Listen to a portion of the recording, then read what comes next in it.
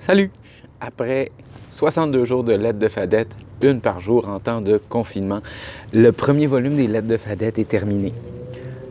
Et puis là, je me demande, est-ce que je poursuis le projet? Vous êtes une dizaine de personnes à peu près à chaque jour à avoir écouté ces clips-là. C'est sûr que je pourrais me dire, ouais, bon, sur le plan de la visibilité, c'est pas super rentable. Sauf que j'aime ça, faire ces lectures. J'aime faire découvrir ces textes-là et j'ai aimé découvrir Fadette avec vous, son côté vieillot. J'ai réfléchi un peu.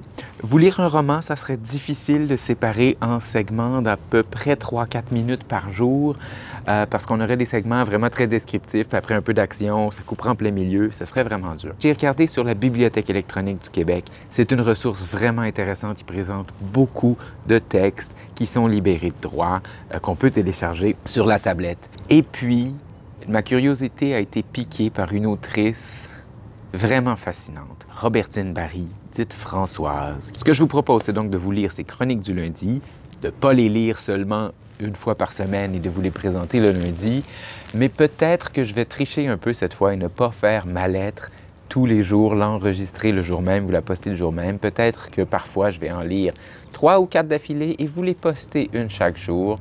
Écoutez, je ne sais pas.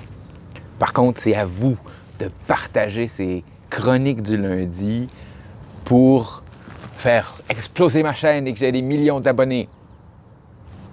Soyons réalistes. Robertine Barry, qui est-elle? Robertine Barry est née à l'Île-Verte, dans le bas du fleuve, d'un père irlandais, d'une mère québécoise. Elle a fait des études aux Ursulines à Québec et elle a atteint le plus haut niveau de formation qu'une femme pouvait atteindre à cette époque-là. À partir de 1891, elle a été collaboratrice à La Patrie, le journal d'Honoré Beauchamp. La première femme canadienne collaboratrice régulière à un quotidien. Elle y a tenu là, sa chronique du lundi, donc tous les lundis une chronique, et puis elle a eu le coin de Fanchette, une chronique féminine, qui s'est par la suite appelée Causerie fantaisiste. Elle avait une chronique de réponse au lecteur, qui est à peu près le premier courrier du cœur au Québec, et elle avait du travail de correction-révision. Elle était vraiment embauchée par le journal. J'ai trouvé quelques pages biographiques super intéressantes sur Robertine Barry. Les liens sont en description.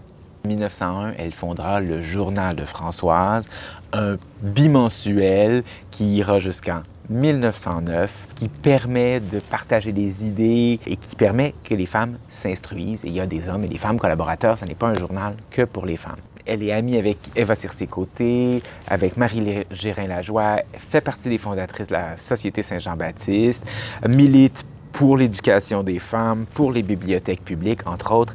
Robertine Barry est une animatrice de la vie culturelle du début du siècle ou du tournant du siècle, très importante. Elle est une grande amie d'Émile Nelligan. Elle contribuera à ce que ses poèmes soient publiés, mais pourtant, Robertine Barry est très peu connue. C'est pour ça qu'on va découvrir ses chroniques du lundi. J'en ai lu quelques-unes et je trouve son style vif, croquant, amusant en plus, donc je pense qu'on va s'amuser.